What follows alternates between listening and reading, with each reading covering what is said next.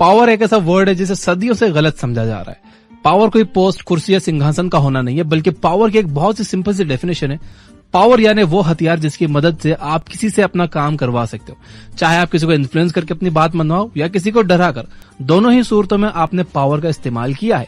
एक देश चलाने से लेकर घर चलाने तक हर ह्यूमन इंटरेक्शन में पावर का इस्तेमाल होता है। अगर आप हर जगह एक कंप्लीट विन विन सिचुएशन चाहते हो तो आपको पावर की पूरी समझ होना बहुत जरूरी है।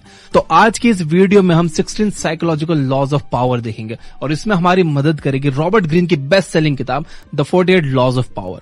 तो चलिए शुरू करते हैं। Number 1, let your absence feel. अपनी कमी का एहसास करवाओ।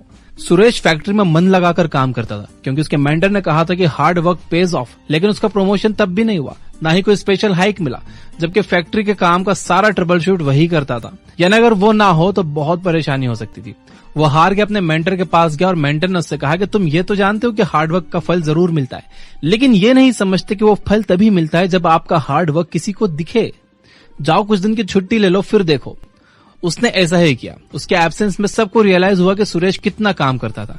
उसको कंपनी की तरफ से तुरंत प्रमोशन और हाइक दोनों मिला। चाहे आपका घर हो, सोसाइटी हो या आपका वर्क प्लेस, अगर आप लोगों को अपनी वैल्यू का एहसास करवाना चाहते हो तो अपनी एब्सेंस फील करवाओ। Number 2, stand about the crowd. भीड़ में अलग दिखो। आप भी लेट नाइट्स करते हो, टारगेट्स भी पूरे करते हो, तो क्या वजह है कि आपके कलीग को प्रमोशन मिल गया और आपको नहीं? क्योंकि उसका काम बॉस को दिखा और आपका नहीं दिखा। पावर और सक्सेस पाने के लिए जितना जरूरी अच्छा काम करना है, उतना ही जरूरी अपने काम को एक्नॉलेज करवाना भी है। ऐसे में बहुत जरूरी है कि आप भीड़ से अलग दिखो। हिंदी में एक मशहूर कहावत है कि जंगल में मोर नाचा किसने देखा। यानी आप अकेले में कितनी भी मेहनत करते रहो, कोई फायदा नहीं है। अपने काम को एक्नॉलेज करवाने के 2 टिप्स मैं आपको देता हूँ। पहला, अपने गेस्चर, काम करने के तरीके और बातों के अंदाज में ऐसे चेंजेस लाओ कि लोग आपको नोटिस करें। और दूसरा कि आपने जो भी काम किया है, जब मौका मिले उसे डिस्कस करो, उसे गिनवाओ, ताकि सबको पता चले कि आपने क्या क्या किया है। अपने किए गए काम का प्रचार करने में कभी भी शर्माओ मत। Number 3, conceal your intentions. अपने इरादे किसी के सामने जाहिर ना करो। अंग्रेज हमारे देश में बिजनेस करने आए थे और राज करने लगे। सोचिए अगर उनके इंटेंशंस उस समय के लोगों को पहले से पता होते तो क्या हम सैकड़ों सालों तक गुलामी की जंजीरों में जकड़े हुए होते? शायद नहीं। जब तक किसी को आपके इंटेंशंस नहीं पता, तब तक डीलिंग पावर आपके हाथ में होती है। अपनी डेली लाइफ में कई बार हम इस बात को रियलाइज नहीं करते और घाटा खा जाते हैं। जैसे आप कार खरीदने गए, आपको कार बहुत पसंद आई और आपने उसे लेने का मन बना लिया। अब 2 सिचुएशन हो सकती है। पहली, आपने एक्साइटमेंट में सेल्समैन को ये शो कर दिया कि आप उसे खरीदने के लिए कितने डेस्परेट हो, आपको कितनी ज्यादा वो कार पसंद आई है। ऐसे में सेल्समैन इसका एडवांटेज ले सकता है और हो सकता है कि वो प्राइस बढ़ा दे या आपको कोई अच्छा डिस्काउंट ना दे। दूसरी सिचुएशन ये है कि आपने सस्पेंस बरकरार रखा है, आपने ये रिवील नहीं किया कि आपको कार कितनी ज्यादा पसंद आई है। इस बार डीलिंग पावर आपके हाथ में रहेगी और डील क्रैक करने के लिए वो आपको मैक्सिमम पॉसिबल डिस्काउंट देगा। अगर आप डीलिंग पावर अपने हाथ में रखना चाहते हो तो लोगों को अपने प्लान के बारे में बस उतना ही बताओ जितने में उनका इंटरेस्ट बना रहे। अपने रियल इंटेंशन को कभी भी किसी के सामने जाहिर मत करो। जब सामने वाले को पता ही नहीं होगा कि आप क्या करने वाले हो तो वो अपने लिए डिफेंस प्रिपेयर कर ही नहीं पाएगा। लड़ाई हो या मार्केट हो या खेल, ओपोनेंट को सरप्राइज करके जीतना आसान हो जाता है और मजा भी आता है। Number 4, mind your words, always say less than necessary. Year 1825 में जार निकोलस फर्स्ट रूस के नए रूलर बने। उनके गद्दी पर बैठते ही देश में विद्रोह भड़क गया और लोग गवर्नमेंट की पॉलिसीज के खिलाफ हो गए। उस समय के प्रोमिनेंट लीडर और इंटरनेशनली अक्लाइम पोएट कोंद्रातिव रिलेव को सैनिकों ने पकड़ लिया और उन्हें फांसी की सजा सुनाई गई। जैसे ही उन्हें लटकाया गया, रस्सी टूट गई और कोंद्रातिव रिलेव जमीन पर गिर गए। उन दिनों ऐसे इंसिडेंट्स को ईश्वर की मर्जी समझकर अपराधी को माफ कर दिया जाता था। जैसे ही रस्सी टूटी, रिलेव भीड़ की तरफ भागे और उन्होंने कहा कि देखा हमारा देश कितना पिछड़ा है, रशियंस एक ढंग की रस्सी तक नहीं बना सकते। जब यह बात जार निकोलस को पता चली तो उन्होंने उसके माफीनामे के आदेश को फाड़ दिया और अगले दिन ठीक उसी समय उसे दोबारा फांसी लगाई गई और इस बार रस्सी नहीं टूटी। तो देखा आपने कैसे बड़बोलापन किसी की जान तक ले सकता है। उस टाइम अगर रिलेव चुप रह जाता तो उसे माफ कर दिया जाता और वह बाहर निकलकर दोबारा अपने मूवमेंट को आगे बढ़ा सकता था। आमतौर पर हम सबके साथ ऐसा होता है। भावनाओं में बहकर कभी खुशी में तो कभी गम में हम कई ऐसी बातें कह जाते हैं जिससे हमें आगे जाकर प्रॉब्लम्स फेस करना पड़ती हैं। इसके अलावा आप जितना कम बोलोगे आपके वर्ड्स की कीमत उतनी ज्यादा बढ़ेगी। कई लोग बातों बातों में कुछ सीक्रेट रिवील कर देते हैं या ऐसे कमिटमेंट्स कर देते हैं जिन्हें वो पूरा नहीं कर सकते और बाद में पछताते हैं। इसलिए जब जरूरत हो तभी बोलो और सोच समझ कर बोलो ताकि आपकी एक एक बात में वजन हो, तभी लोग आपको सीरियसली लेंगे। नंबर 6, एक्शन से जीतो, आर्गुमेंट से नहीं। जूलियस सीजर 14 ने अपने इंजीनियर को बुलाया और कहा कि वो अपने नेवी में नई शिप इंट्रोड्यूस करवाना चाहते हैं। साथ ही उन्होंने इस शिप से जुड़ी अपनी एक्सपेक्टेशंस भी उसे बताई। इंजीनियर को उनकी एक्सपेक्टेशंस अनरियलिस्टिक लगी और वो उनसे आर्गुमेंट करने लगा। घंटों चले आर्गुमेंट के बाद राजा इतने गुस्से में आ गया कि इंजीनियर को 1 साल की कैद की सजा सुना दी। कितना अच्छा होता अगर वो सीधे काम पर लग जाता और अपने एक्शंस के जरिए अपनी बात प्रेजेंट करता। आप चाहो तो किसी भी बात पर घंटों आर्गुमेंट कर सकते हो या फिर सीधे अपने एक्शन से अपना पॉइंट प्रूव कर सकते हो। आर्गुमेंट में जीत हासिल करके हो सकता है कि आपके दिल को तसल्ली मिल जाए, पर असल में आर्गुमेंट जीतने से किसी को कुछ हासिल नहीं होता। उल्टा इससे आपके रिश्ते और रेपुटेशन खराब होते हैं। तो फैसला आपका है, आर्गुमेंट में पढ़कर सब कुछ खोना चाहते हो या इसे अवॉइड करके अपने एक्शन से अपना पॉइंट प्रूव करना चाहते हो। नंबर 6, दोस्तों से ज्यादा दुश्मनों पर भरोसा रखो। इतिहास गवाह है कि हर बार पीठ में छुरा अपनों ने ही मारा है। वो इंसान जिस पर हम आंखें बंद करके भरोसा करते हैं, एक दिन वही हमारे डाउनफॉल का कारण बनता है। इसलिए रॉबर्ट ग्रीन कहते हैं कि जब बात किसी रिस्पॉन्सिबिलिटी की आए तो दोस्तों से ज्यादा अनजान या आपके पुराने दुश्मन रह चुके लोगों को देने में समझदारी है। ऐसा क्यों? क्योंकि जैसे ही आप किसी पर भरोसा करते हो तो आप उसे अपने सीक्रेट्स बता देते हो और उसे आपकी वीकनेस पता चल जाती है। तो ये तो जग जाहिर है कि कंपटीशन, लालच और जलन दोस्तों और रिश्तेदारों के बीच सबसे ज्यादा होती है। इसलिए दोस्तों के साथ डील करने से आपके धोखा खाने के चांसेस बढ़ जाते हैं। वहीं जब हम किसी अनजान या अपने पुराने दुश्मन को काम देते हैं तो हमारी नजर उसके हर कदम पर रहती है और उसे भी ये बात बखूबी पता होती है कि हमारा भरोसा पाने के लिए उन्हें काफी मेहनत करना पड़ेगी। इसलिए वो काफी अच्छा काम करते हैं। कई लोग शायद इस बात से सहमत ना हो और कहें कि क्या इंसान किसी पर भरोसा ना करे, लेकिन जो सच है वो सच है। ह्यूमन साइकोलॉजी ऐसी ही है। वो कहते हैं ना कि हमें तो अपनों ने लूटा, गैरों में कहां दम था। Number 7, never outshine your master. आपको क्या लगता है, अगर बीच मीटिंग में आपने अपने बॉस के ब्लूप्रिंट पर एक जेन्युइन डाउट निकालकर अपनी काबिलियत साबित की तो आपका बॉस आपको अगली प्रमोशन के लिए रिकमेंड करेगा? जी नहीं, वो आपकी गलती ढूंढकर आपको रिप्लेस करने का मौका ढूंढेगा, क्योंकि आपने उसे यह एहसास दिला दिया कि शायद आप उससे ज्यादा काबिल हो और आप उसके लिए खतरा बन सकते हो या उसकी इंसल्ट कर सकते हो। इसलिए अपने मास्टर से आगे निकलने की कोशिश कभी ना करो। अगर आप ऑर्गेनाइजेशनल लैडर के टॉप पर पहुंचना चाहते हो तो आपको उस लैडर की रिस्पेक्ट करनी होगी। अगर कोई आपसे सुपीरियर है तो उसे सुपीरियरिटी का मजा लेने दो, तभी आप फायदे में रहोगे। ये आज की बात नहीं है, बल्कि सदियों से यही होता आया है। जो लोग पावर में हैं, अगर आप उनसे आगे निकलना चाहते हो तो उन्हें आपका मास्टर बने रहने दो, ताकि उन्हें लगता रहे कि वो आपसे बेहतर है। एक म्यान में 2 तलवारें नहीं रह सकती, इसलिए आपके मास्टर को तलवार बने रहने दो और आप एक मीठी छुरी की तरह अपना काम निकलवाते रहो। नंबर 8, मदद चाहिए तो म्यूचुअल इंटरेस्ट की बात करो, इमोशंस की नहीं।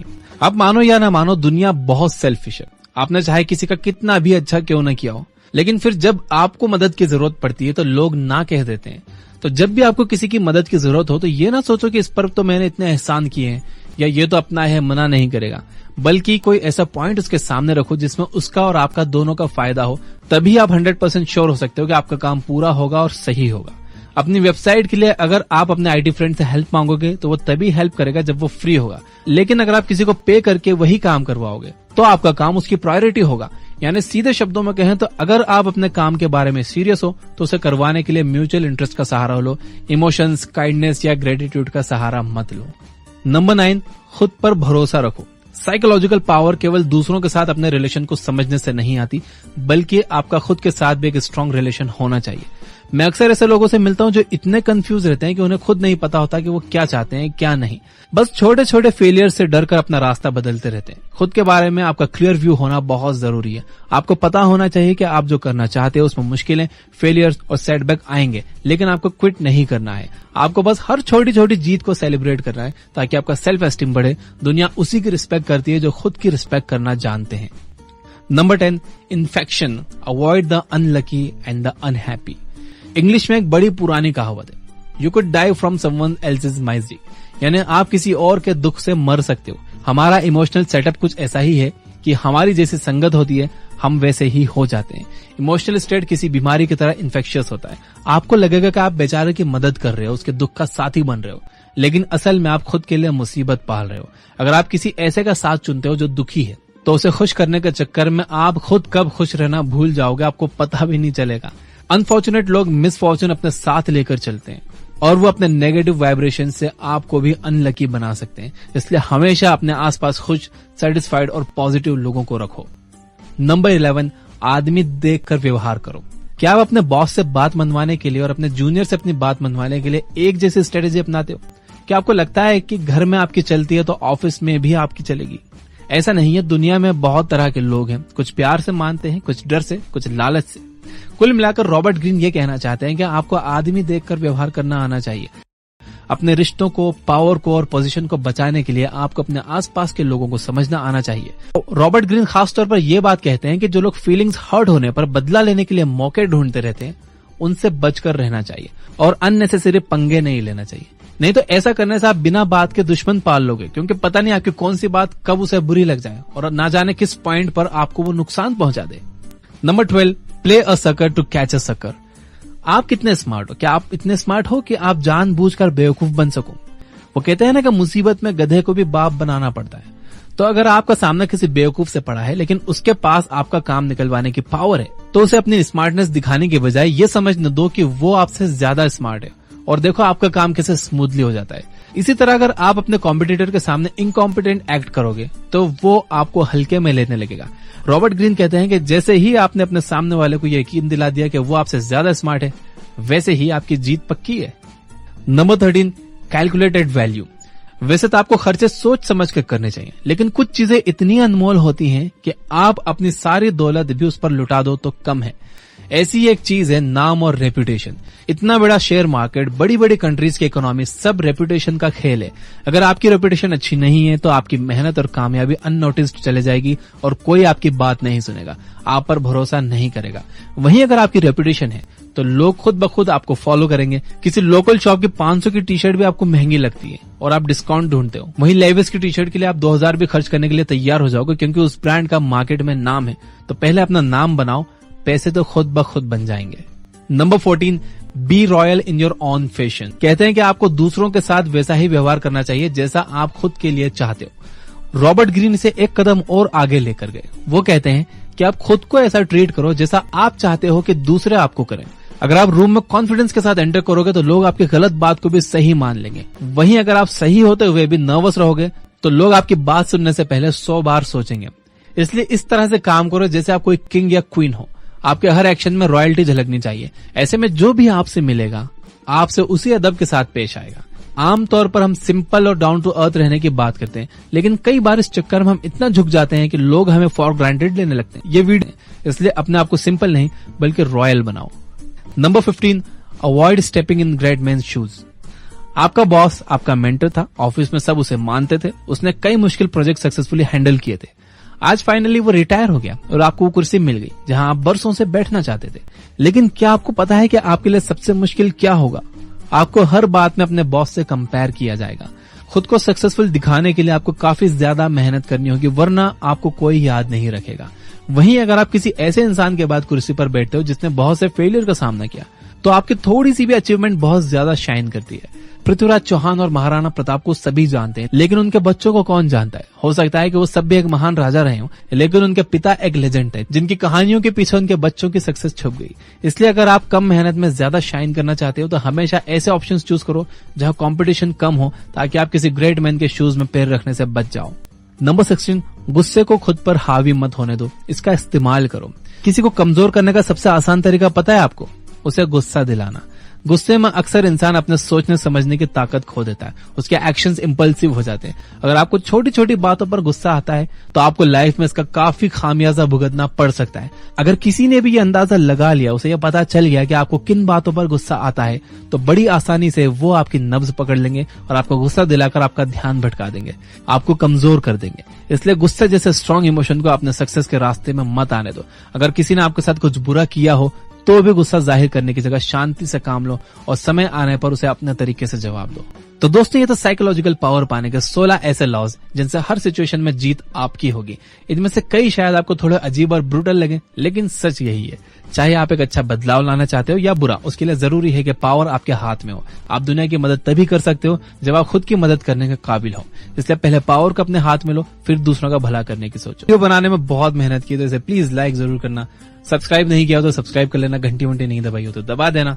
मैं आपको एक बायोग्राफी सजेस्ट करना चाहता हूँ, beyond the last blue mountain by RM Lala. 1.5 घंटे की ये बायोग्राफी आप ये बुक ऐप पर सुन सकते हो। इसमें आप देखोगे जेआरडी टाटा कैसे लोगों से मिलते थे, वो कैसे अपना काम करवाते थे, कैसे उनकी जिंदगी थी। जेआरडी टाटा समाज के ऐसे जिम्मेदार और जागरूक नागरिक थे जिन्होंने बिना किसी निजी स्वार्थ के हमेशा समाज का भला सोचा और उसके लिए उन्होंने अपनी भरपूर कोशिशें जारी रखी। इस महान हस्ती ने हमेशा पूरी दुनिया को इंस्पायर किया है। उन्होंने अपने विजन, नॉलेज, कड़ी मेहनत और हौसले से भारत में इंडस्ट्रीज के डेवलपमेंट में बहुत बड़ा कंट्रीब्यूशन दिया और देश को बहुत सी फील्ड में आत्मनिर्भर बनाने के गौरवशाली इतिहास में उनका बहुत बड़ा हाथ रहा है। ऐसे महान लोगों के बारे में हर भारतवासी को जरूर जानना चाहिए और देश के लिए किए गए उनके शानदार और यादगार कामों पर गर्व करना चाहिए। तो ये बुक ऐप पर ये बायोग्राफी सुनना बिल्कुल मत भूलना। मैं देख रहा हूँ कुछ और ऐप्स हैं जो कि 1000 रुपए से भी ज्यादा चार्ज करते हैं उनकी प्रीमियम मेंबरशिप के लिए, जहां पर इतनी सारी बुक समरीज भी नहीं है और हर क्लिक पर वहां एड्स आते हैं। और कुछ और प्लेटफॉर्म है जो एक बुक समरी के लिए 400, 500 यहाँ तक कि 1000 रुपए तक चार्ज करते हैं जस्ट एक बुक समरी के लिए। मैं पर्सनली फील करता हूँ कि ये सही नहीं है। मैं अपनी बात करूंगा, ये बुक ऐप हमने प्रॉफिट कमाने के लिए नहीं बनाई। मैं हमेशा से यही मानता हूं कि जो हिंदी रीडर्स हैं, जो इतनी महंगी महंगी बुक्स अफोर्ड नहीं कर सकते, उनका भी अधिकार है कि वो इन बुक्स से नॉलेज ले पाए, अपनी लाइफ में अप्लाई करें और अपनी लाइफ को और अपनी सोसाइटी को और अपने देश को एक बेहतर जगह बनाएं। कई लोग मिजरेबल लाइफ जी रहे हैं, उन्हें कोई ये बताने वाला नहीं है कि क्या करना है, दुनिया कैसे चलती है, पैसे से पैसे कैसे कमाया जाता है, जॉब इंटरव्यूज में कैसे बात की जाती है, कैसे प्रॉफिटेबल बिजनेस बनाया जाता है। कोई नहीं है बताने वाला और ना उनके पास इतने पैसे हैं कि वो कोई कोच या मेंटर या महंगी बुक्स अफोर्ड कर सकें। इसलिए इस ऐप के ईयरली प्रीमियम की प्राइस इतनी कम रखी गई है कि सभी लोग इसे अफोर्ड कर सके। क्योंकि मैं जानता हूं कि आप में से ज्यादातर स्टूडेंट्स हैं और आप 500 या 1000 रुपए की एक बुक समरी या फिर 1000 रुपए का ईयरली प्रीमियम प्लान अफोर्ड नहीं कर सकते। अब आपके मन में यह सवाल आ रहा होगा कि तो फिर इस ऐप को पूरी तरह से फ्री कर दो, प्रीमियम की जरूरत ही क्या है। देखिए, इस पर 400 बुक समरीज फ्री हैं ऑलरेडी और जहां तक मैं जानता हूं पूरी दुनिया में ऐसी कोई ऐप नहीं है जो इतनी सारी फ्री बुक समरीज दे रही हो। एंड दूसरा ये कि पूरी दुनिया में ऐसी भी कोई ऐप नहीं है जो इतनी सारी फ्री बुक समरीज दे रही हो बिना किसी एड्स के। यह book app is an ad free app. और तीसरी बात यह है कि जो हमारे राइटर्स हैं, इंजीनियर्स हैं, ये सब स्टूडेंट्स हैं और ये फुल टाइम काम कर रहे हैं और इस ऐप का प्रीमियम प्लान्स के अलावा कोई सोर्स ऑफ रेवेन्यू नहीं है। 3 साल से प्रीमियम यूजर्स की मदद से हम इसे ब्रेक इवन पॉइंट पे चला रहे हैं, यानी कोई प्रॉफिट नहीं, कोई लॉस नहीं और ये सक्सेसफुली चल रही है। तो सभी प्रीमियम यूजर्स को दिल से थैंक यू। तो अगर आप 399 का प्रीमियम प्लान ले सकते हो तो जरूर ले लो। इससे आप 400 और बुक्स अनलॉक कर लोगे और हम डेली एक new book summary premium users के लिए डाल रहे हैं और प्रीमियम यूजर्स के लिए और भी काफी कुछ आने वाला है। Finally, you guys are amazing. Keep reading, keep learning, keep growing. Thank you for watching.